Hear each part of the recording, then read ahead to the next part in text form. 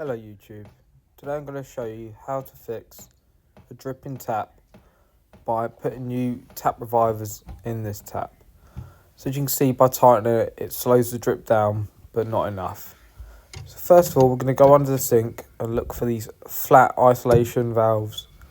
They're normally on the tails up to the tap. So with a flat headed screwdriver, just give them a quarter turn, one on the hot, one on the cold. You can identify this by following the tails down from the tap and you'll see some flat isolation valves.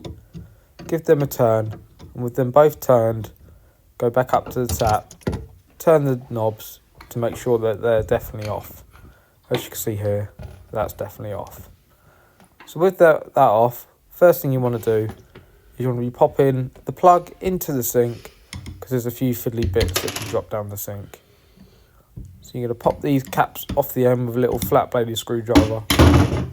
Don't worry, these heads are getting changed for a brand new set.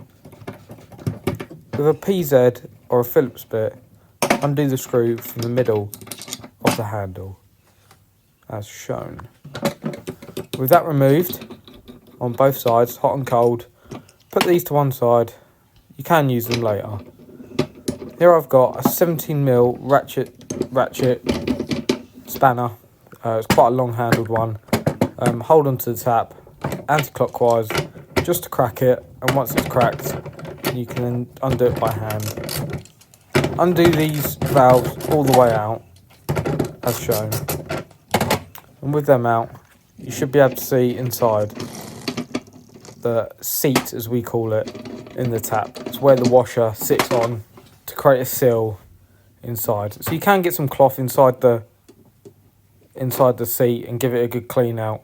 Check the rubbers and see what the problem is.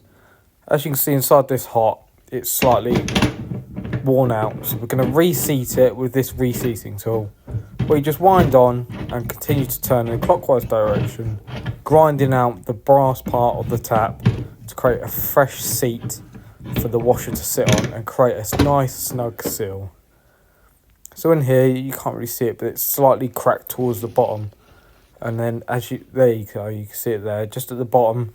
That's where the water runs through, creates a little channel, and it starts to drip. So that's what we're going to grind down, get a fresh seat on like this. As you see, I've ground it down, there's all the metal files there.